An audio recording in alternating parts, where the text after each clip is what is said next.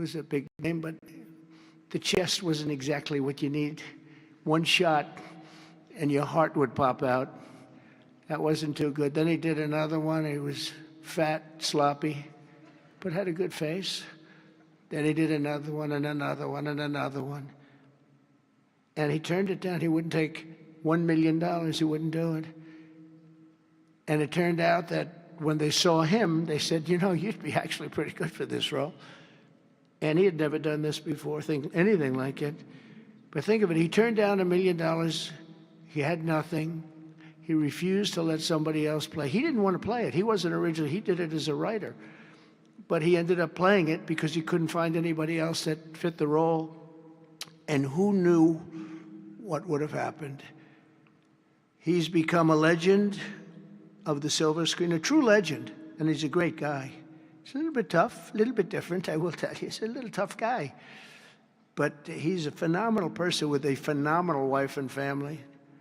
Incredible wife, incredible family. His films grossing more than $7.5 billion, which is either a record or very close to it. I can't imagine anybody doing more. If you add up Rambo and Rocky and these others, I can't imagine anybody doing much more. $7.5 billion worldwide over the course of 6 decades. And Sly is a pillar of the really American pop culture and a Hollywood superstar like few others, and one of the biggest names on the Hollywood Walk of Fame. In fact, the only one that's a bigger name on the Hollywood Walk of Fame, they say, is a guy named Donald Trump. I'm on the Hollywood Walk of Fame, too, if you can believe that one. But he's amazing. He's really amazing. And he's actually a great actor. Fourth will be together celebrating one of the most revered singers of the American disco era, Gloria Gaynor. Best known for her chart-topping 1978 hit, I Will Survive. Gloria won the 1980 Grammy for Best Disco Recording, and her song was inducted into the National Recording Registry in 2016. 4 decades later, Gloria won a second Grammy in 2020 for her gospel album, Testimony, which is incredible. Truly a historic achievement, not only in terms of the years that have gone by to be great that long, but to have the two top of anything in that span of time, and with that kind of period between is pretty amazing. But I will say that I Will Survive is an unbelievable song. I've heard it, you know, like everyone else here, thousands of times. And it's one of those few that get better every time you hear it. And nobody can sing it like her. And that's an honor. So, Gloria Gaynor, thank you. Thank you very much. And finally, we'll be honoring one of the greatest rock bands of all time, Kiss.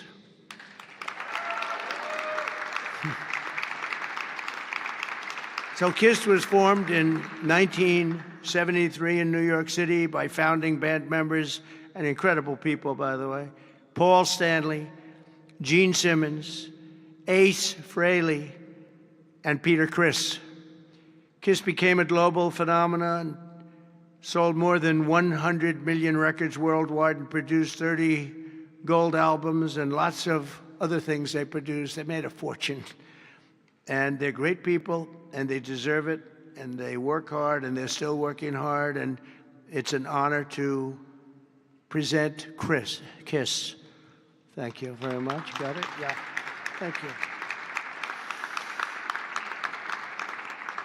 And they're going to do something very special. Kiss is going to be here on a little bit before the show. I think they're going to do something very special. We're going to have a good time.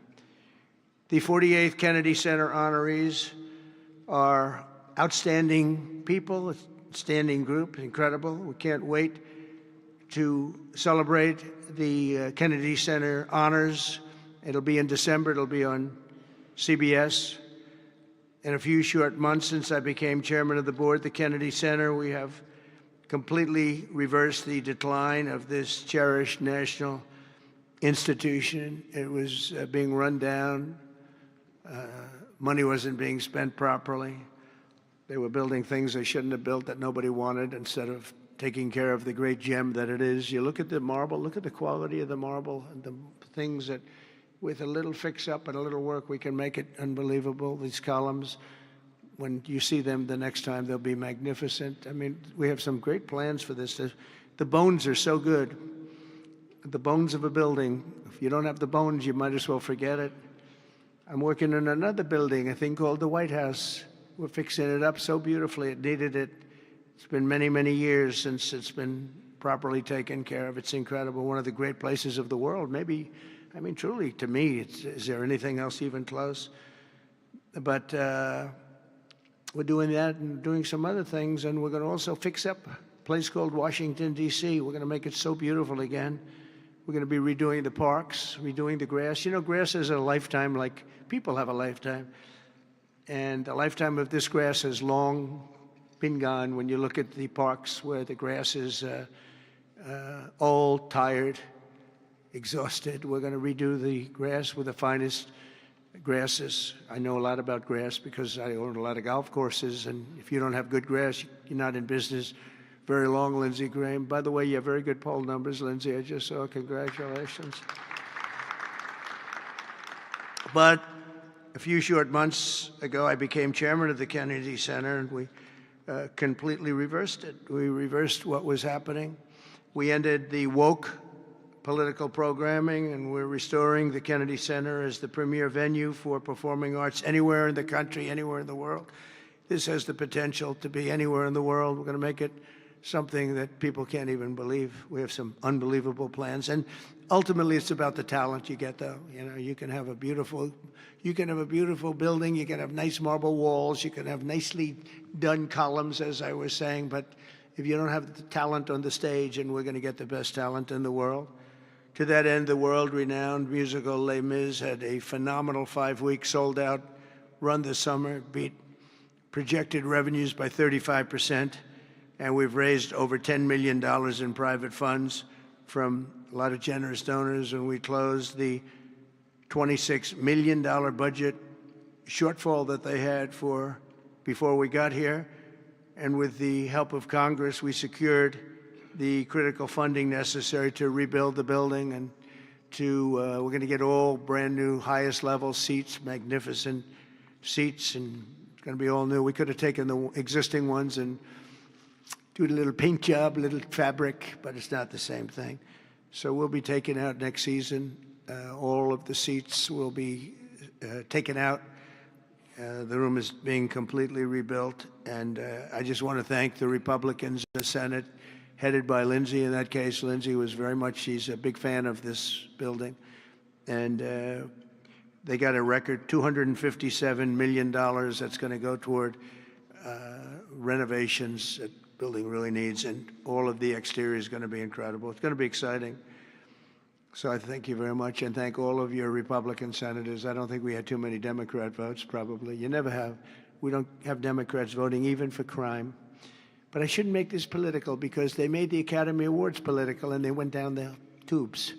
So they'll say, Trump made it political. But I think if we make it our kind of political, we'll go up, okay? Let's see if I'm right about that. But I want to thank the executive director for an incredible job. He's done great. He's been with me for just about the beginning, and everything he's touched has been good. He was on high intelligence.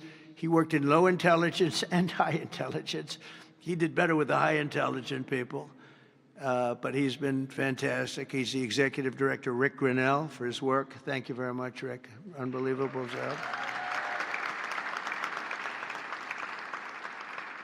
And as well as Lindsey and all the people that helped us in Congress, I want to thank, and the Senate has been incredible.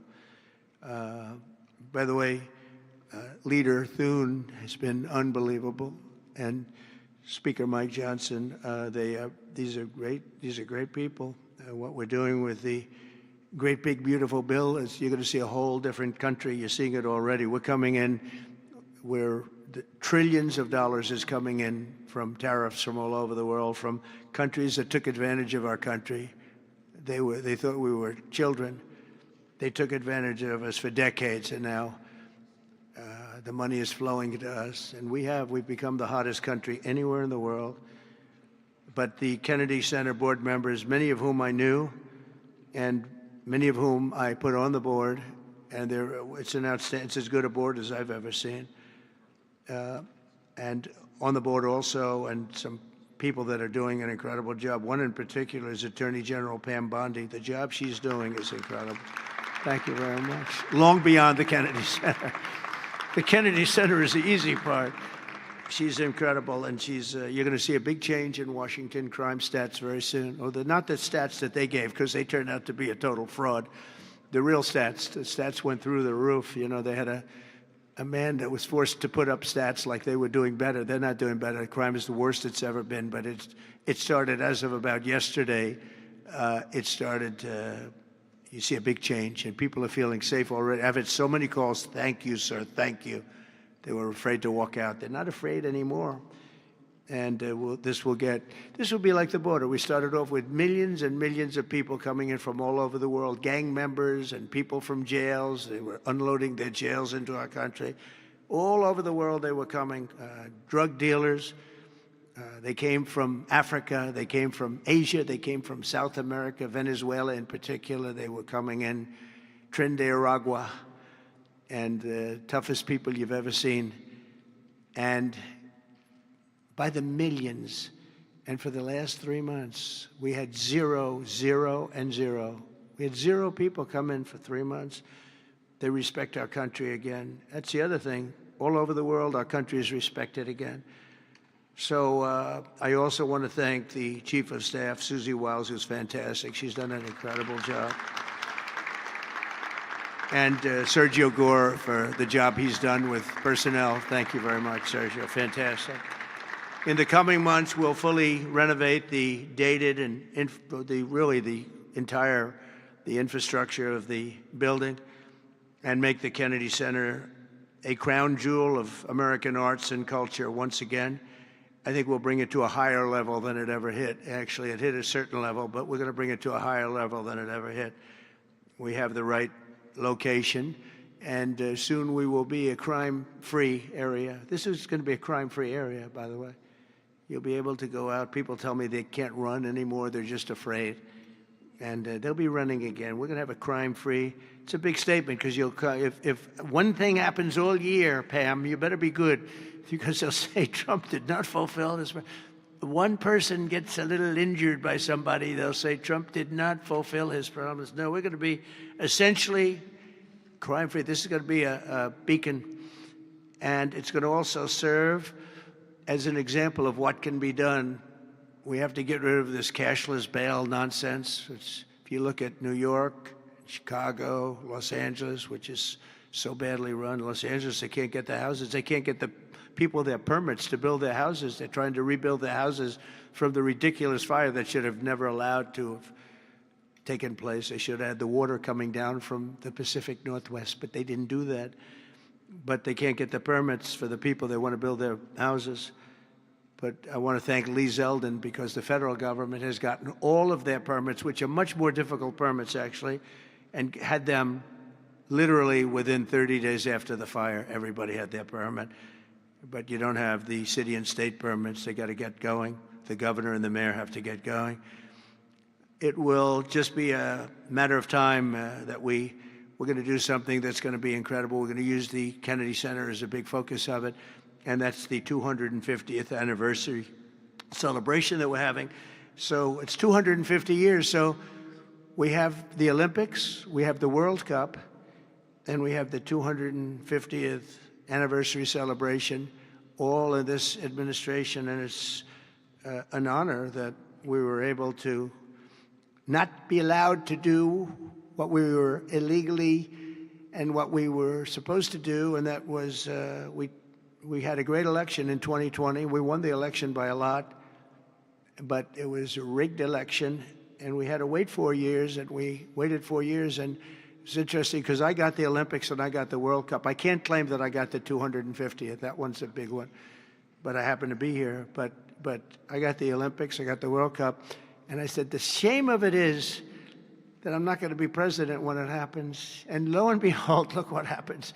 We have some bad things took place, and now I'm going to be president for the Olympics. I'll be president for the World Cup, and the 250th is going to be maybe more exciting than both. It's a great celebration of our country. We're going to be using this building for a lot of the celebration having to do with 250 years.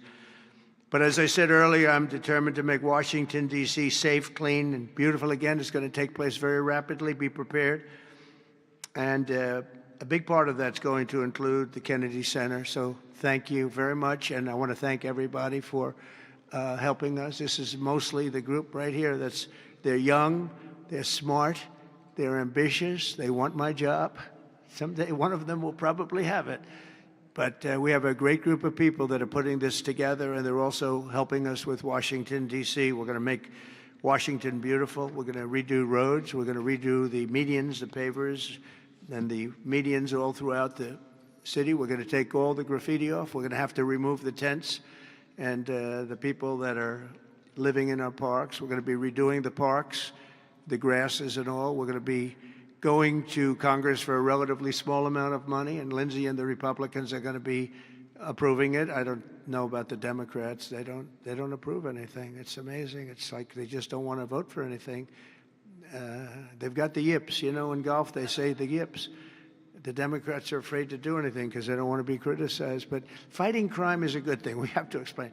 We're going to fight crime. That's a good thing. Already they're saying, he's a dictator. The place is going to hell, and we've got to stop it. So instead of saying he's a dictator, they should say, we're going to join him and make Washington safe. But they say, he's a dictator. And then they end up getting mugged, and but the stats are very bad. But we're going to, I think we'll actually get Democrat support. I really believe they can't do this one too. It's, they talk about 80-20 issues, but I think many of those 80-20 issues, like men and women's sports, I think it's 97-3, not 80-20. And I think crime is maybe 100-0. So I think we may get very well some Democrat support, but I hope so. But even if we don't, we have the majority, so we're going to vote it in as Republicans, and we're going to do something. And that's going to serve as a beacon for New York, Chicago, Los Angeles, and other places all over the country. Our whole country is going to be so different and so great. It's going to be clean and safe and beautiful, and people are going to love our flag more than they've ever loved it, and we're going to do a great job. So I want to congratulate all the nominees. They're unbelievable people, and we're going to have a tremendous day in December, and that evening is going to be special, some really special people and real talent. Do you have any questions? Yes, please. Hi, sir. There's new reporting that the Russians have hacked into some computer systems that manage U.S. federal court documents. I wonder if you've seen this reporting and if you plan to bring it up with Putin when you see him later in the week. I guess I could. Are you surprised? Are you surprised? They hack in. That's what they do. They're good at it. We're good at it. We're actually better at it. But no, I have heard about it. I have heard about it. Please. Thank you, Mr. President. You mentioned congressional Democrats. You have not yet met with Democratic leadership, but there's a funding deadline at the end of September. Do you plan to meet with Leader Schumer and Leader Jeffries to discuss that situation? Well, I will, I guess, but it's almost a waste of time to meet because they never approve anything. If we want money to fight crime, if we want money to do only good things, just good things. Let's not even talk about controversial. They don't want to meet about anything. They really are. They're stuck. They don't know what to do. They have probably more, I would say more than half are sane, but they are led by insane people. And the kind of things that they're pushing are not something. We have a communist running for the mayor of New York, and I wish him well. I may have to deal with him. I mean, it's not even conceivable. It's not even conceivable that could happen. And maybe he won't win, but he won the primaries by quite a bit. Shockingly, he won the primaries. So, and you see some of the people supporting him that truly don't believe what he's espousing. So, I mean, we will meet, but nothing's going to come out of the meeting. But here's the advantage we have is that we just passed a great, big, beautiful bill that had all the biggest tax cuts in history. No tax on tips, no tax on Social Security. Think of it. Think of that for the seniors. No tax on overtime. And all sorts of things. You go out, buy a car, you can deduct the interest payment. If you borrow money, you can deduct the interest payment from your taxes. So many things. But the biggest thing is, from a business standpoint, deductions. You know, that was tremendous. It's going to, our country is roaring. Our businesses are, you're going to see some numbers in 12 months when these factories are open. You know, we're opening up factories all over the world, all over the country, but that's all spreading to, I think we're spreading the wealth all over the world, if you want to know the truth. But we're opening them in this country at a level that we've never seen before. We've never seen. So they just don't want to prove anything. They just, we meet with them and they say, as Nancy Reagan said, just say no. They go, oh, just say no. They're afraid to approve anything. If we say, we want to stop crime in this country, or as an example, bail, we want to make it so that people, if they murder somebody, they're in jail. They don't get out on no bail. They say, we don't want that. We want people to murder somebody and they immediately are released and they go out and murder somebody else. It's a big problem, a tremendous problem. By the way, we're going to go for statutes in D.C. and then ultimately for the rest of the country where that's not going to be allowed. Because it was when they did the cashless bail thing that the numbers really started going up. In this city, in New York, in Chicago, in Los Angeles, no matter where they have it, the numbers went through the roof. So we're going to meet with them, of course. I'd like to meet with them. We're going to tell them all these good things, and they're going to tell us no. And then we're going to go out and we're going to vote it in by the Republicans, because I don't believe that anybody is capable of making a deal with these people. They have gone crazy. Go ahead. Thank you, Mr. President. Thank Your federalization of the police has a 30-day limit unless Congress acts to extend it. Are you talking to Congress about extending it, or do you believe 30 days is sufficient? Well, if it's a national emergency, we can do it without Congress.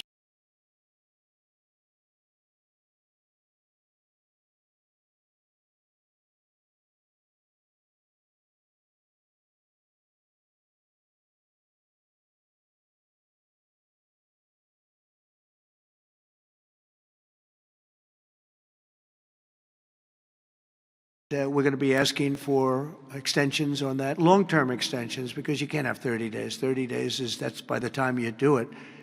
We're going to have this in good shape. And don't forget, in the border, everyone said it would take years and you'd have to go back to Congress. I never went to Congress for anything. I just said, close the border.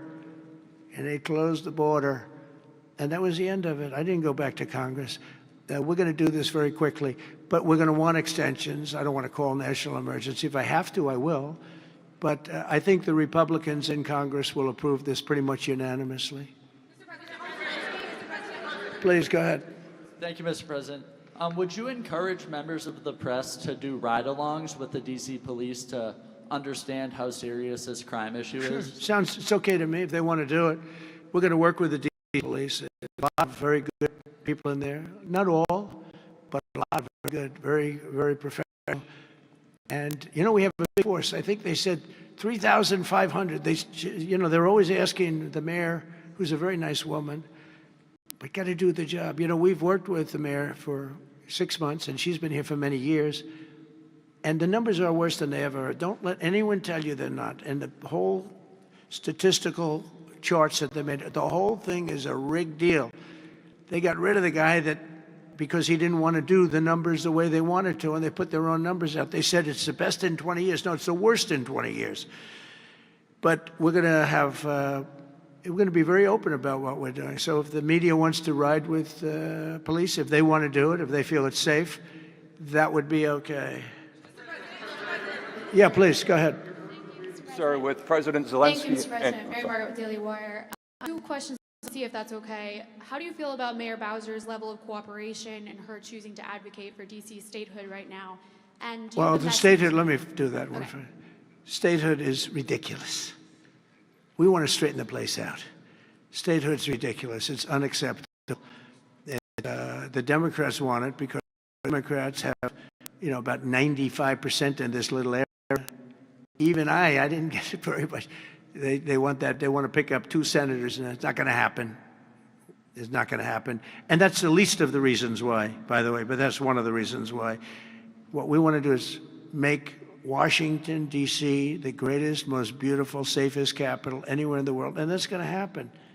I mentioned the word bones before. The bones here, the bones, we have the greatest bones. When you look at that Supreme Court building, I think it's one of the most beautiful buildings.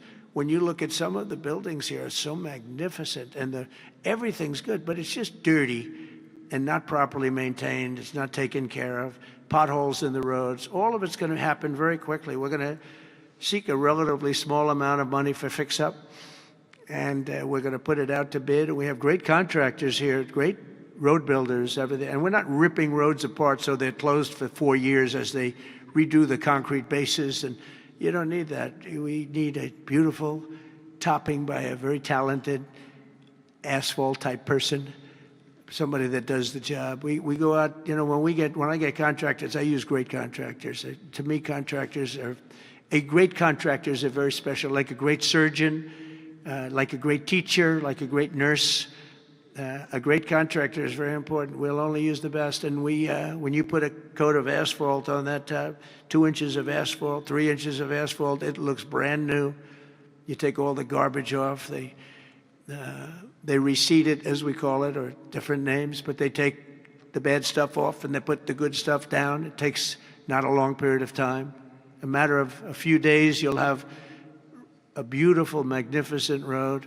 You fix up the curbs. You get rid of the medians in this town are just horrible. You're riding around, I think to myself, leaders come from foreign countries. You see, with leaders all the time, differently. They came in from India recently and from everywhere. They came in from a war that we just ended, Azerbaijan, and and Armenia. We just ended the war. The 2 leaders came in. One of them said, "My country looks better. The roads are better than, we were talking about." I said, "What do you think?"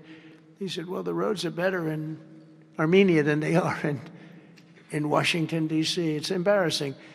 And I was asked at the last press conference, they said to me, "How important is it? You're doing world peace. We're going on Friday to Alaska, meeting with President Putin, Russia.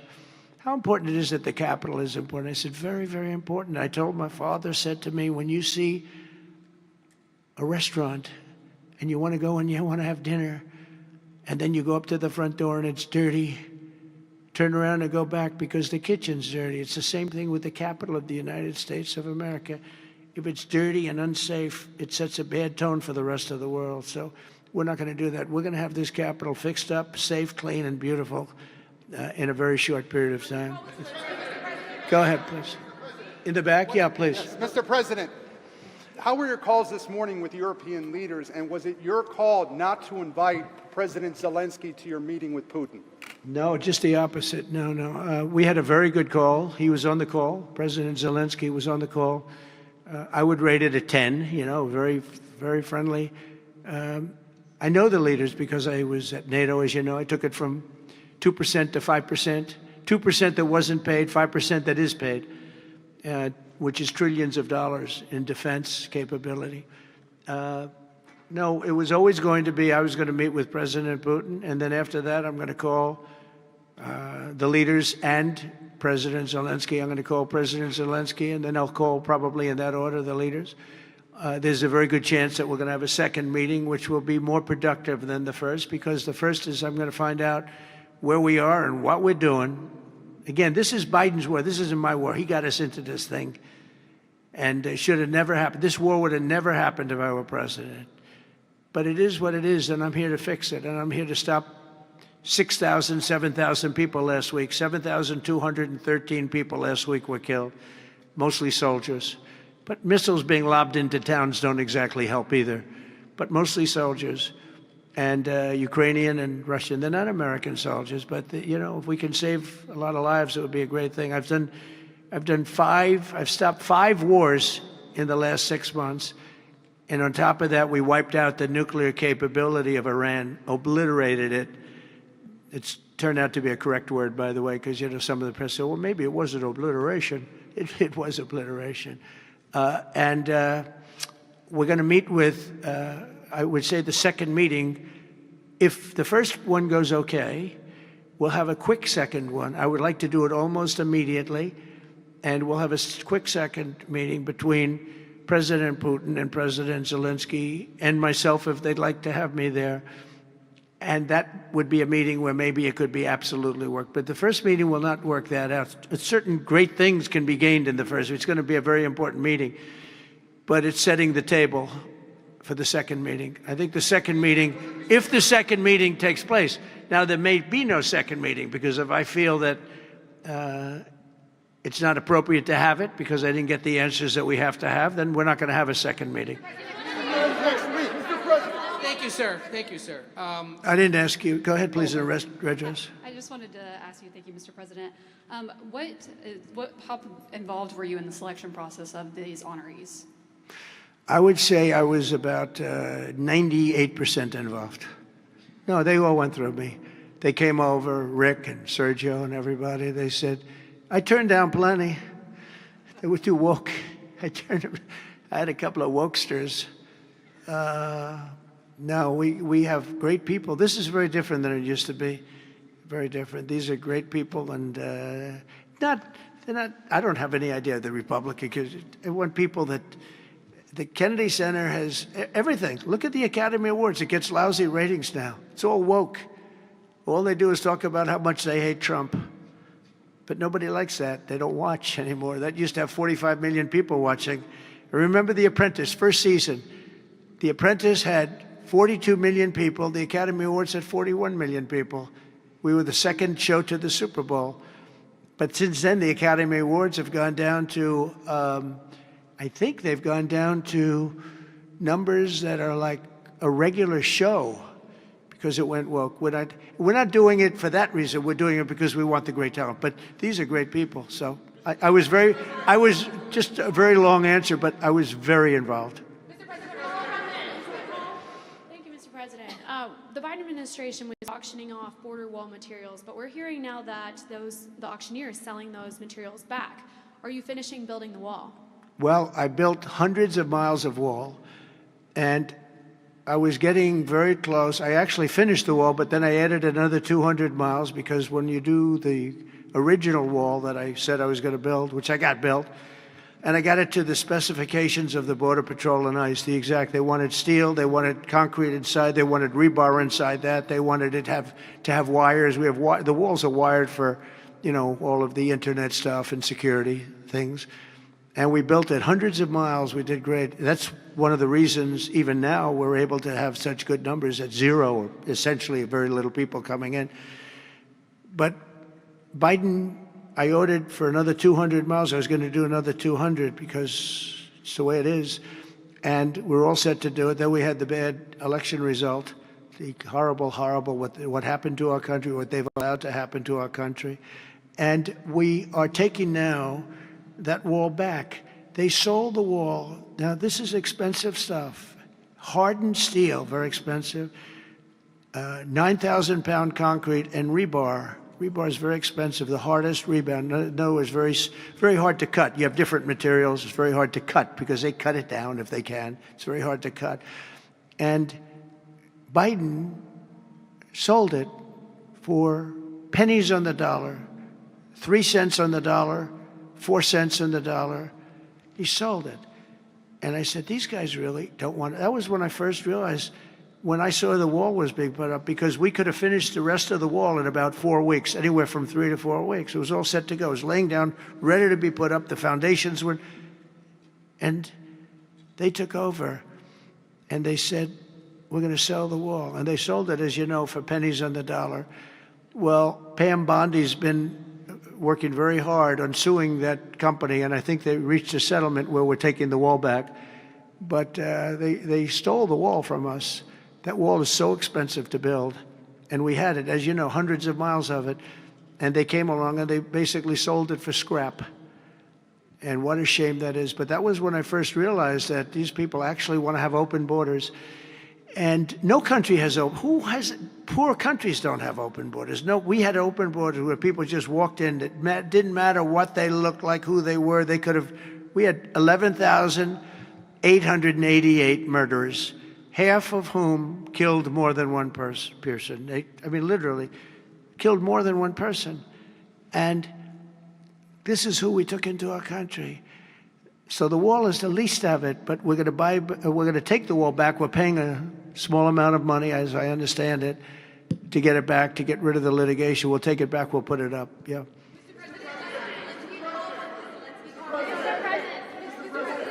Go ahead in the back, please. I want to take it back to the Kennedy Center, if I can, just for a second, Mr. President. Sure. From what I understand, the Les Mis show exceeded everyone's expectations. Attendance, revenue, across the board. Great. Do you anticipate future shows to basically do the same? I like that guy. Now, that's called a question, okay? And he's a great reporter, actually. Thank you very much. I appreciate it. Yeah, it did great. Les Mis did great. Broke records, it was sold out and beautiful. And we anticipate a lot of that happening. There's a thirst for it. And especially when the crime is knocked out. You know, when we knock out crime, some people probably stay away from places like restaurants and other things. It ruins your whole fabric. It ruins your country. And when somebody thinks they have about a 25% chance of getting mugged, they say, let's not go to restaurants tonight. We're going to make it so that they have no chance of getting mugged. And it's going to happen soon. And yeah, we think we're going to have a lot of very successful evenings here. Please. Will Russia face any consequences if Vladimir Putin does not agree to stop the war after your meeting on Friday? Yes, they will. Yeah. What will the consequences there will be be? consequences. Sanctions, tariffs? There will be, I don't have to say, there will be very severe consequences, yes. Yeah, please. Can I ask you a question about the Fed? Right next to you, please, yeah. About the Federal Reserve. Oh, Federal Reserve, my favorite. Yes, Too late. He's too late. You're considering suing Jay Powell. Can you update us on your thinking about that and tell us where you are in your search for a new chair? Well, he took a building that could have been painted and fixed, like we're going to fix this building for very little money. And that was in better shape.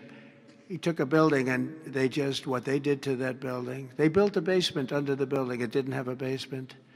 This is simple to understand. The building is right next to a thing called the Potomac River, the beautiful Potomac River. That means lots of water. And the water is right under the building. And they decided to build a basement under the building in the Potomac River. So in order to do that, you need the biggest pumps that God ever created. And they were pumping their hearts out, but as big as those pumps are, you can't pump it fast enough because it's the Potomac River. If the pump were bigger than this room, you couldn't pump it. But they tried, and they've been building a basement. And I said, why did you want to build a basement? I thought it would be a good idea, sir. A basement is the least valuable floor in a building. I know a lot about real estate. The least valuable thing is the basement. And you don't build a basement under a building that is 2 feet above the river that's right next door. You know, it's right near the river. People don't realize the river's right out their window. And that's the beginning. They did just a terrible job. Instead of, I could take a ceiling like this, they'd rip out the ceiling because they see a crack. Let's rip out the ceiling. And I would fix the crack and I would paint the ceiling. And under the ceiling, they put the most incredible protective material. They go out by 3/4 inch, brand new, gorgeous 3/4 inch plywood and sheetrock, hardened sheetrock. And they had it all over the building. So if a little piece of flake came down, but the problem is when they took the ceiling down and it would hit, they spent millions of dollars on protective material that you didn't have to spend anything. He could have done that job for $25 million, and they spent $3.1 billion. He said 2.7, but it's really 3.1. They just don't want to include one of the buildings in the deal. But it's going to be much more than that. And I think he'll be long gone by the time it finishes because they've got a long way to go. And then I hear they want to hire 3,000 economists. What are they going to do? And he got it all wrong. He's too late. We call him Jerome Too Late Powell.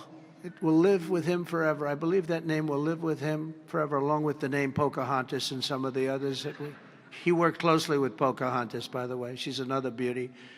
But we have a real problem there. They're way over budget, and they did a job that shouldn't have been done. It was unnecessary to be done.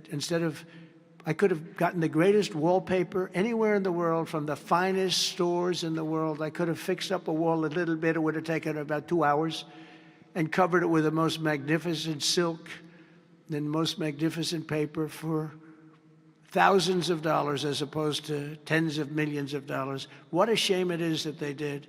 But they would take down areas of the building that shouldn't have been taken down. They could have literally been painted, and they didn't do that. So they've got a long way to go. And I think it's just grossly incompetent, but not quite as incompetent as his decision not to do interest rates, take down interest rates, because just like they shouldn't have taken down a ceiling, they should take down interest rates. Every point costs us $360 billion a year. Think of that, $360 billion for 1 point. And we should be down at 1% because we're the leader of the world. We were always the lowest interest rate until like a certain time ago, decade, couple. But we were always, because we were the United States of America. So even if the country was run badly, we were considered like to be super prime. And now he's got us in a bad place. So we're paying $360 billion a year for each point. Now, I believe we should be 3 or 4 points lower. So that's over $1 trillion we pay every year in interest. And it's really just a paper calculation. You sign a document and you save almost $1 trillion because that number equates very much to the bonds that we have to buy. But despite that, we're powering through it, and we have the greatest economy maybe we've ever had. But the housing sector, people aren't able to get good mortgages. They're paying too much because of Jerome Too Late Powell. He's truly incompetent, and we'll be making another. We put a very good man in temporarily in the one spot because one of the people that was appointed by the Democrats left early. And I heard left because that person wanted lower interest rates, and I heard quit, but I have no idea. I'm sure she won't say that. I'll be naming a new chairman sometime within the next. I think I'll name it a little bit early, the new chairman. I'm down to 3 or 4 names, all good, all great. The problem is you name them and then they turn out to be not good. That's happened to me a couple of times. You name somebody, they tell you everything you want to hear, and then they go in and they turn out to be not good. I mean, he told me everything that I thought was appropriate. He turned out to be a stiff, real stiff. But other than that, I think he's doing a very good job, yes. Okay, maybe 1 or 2 more. 1 or 2 more. Yes, sir, please. Go ahead. Mr. President. Looks like Scott Bessent. Are you the Treasury Secretary? You don't want me for Treasury. I don't know. You look like you could do a good job. Go ahead. I keep my family budget okay. Sir, when you meet with Vladimir Putin Friday in Alaska, yeah, do you believe you can convince him to stop targeting civilians in Ukraine? Well, I'll tell you what. I've had that conversation with him. I've had a lot of good conversations with him. Then I go home and I see that a rocket hit a nursing home or a rocket hit an apartment building and people are laying dead in the streets. So I guess the answer to that is no, because I've had this conversation. I want to end the war. It's Biden's war, but I want to end it. I'll be very proud to end this war along with the 5 other wars I ended. But I guess the answer to that is probably no, because I would have had a good conversation with Vladimir. I knew him very well. I got along with him great, actually. We had I had to go through the Russia hoax, and it was actually it was a strain on the relationship. I actually told him, I said, they got this phony investigation going on, Russia, totally phony, created by Adam Schiff, Shifty Schiff, and Hillary Clinton and the whole group of them. And it made it very dangerous for our country because I was unable to really deal with Russia the way we should have been. I'm looking at Pam because I hope something's going to be done about it. These people put our country at great danger. And Adam Schiff, it was all made up. It was a hoax. The Mueller report came out. They all hated me. They had 18 Trump haters. And they said I did nothing wrong. They couldn't believe, they couldn't find anything after years of investigation. It was all a hoax. It was a hoax created by the Democrats, but in particular Schiff and Crooked Hillary, the whole group. And now we've learned all the stuff that's come out over the last 2 months is incredible through intelligence. And hopefully something's going to happen with it. These are people that put our country in danger, in real danger. I want to thank you all very much. Thank you very much. Thank you.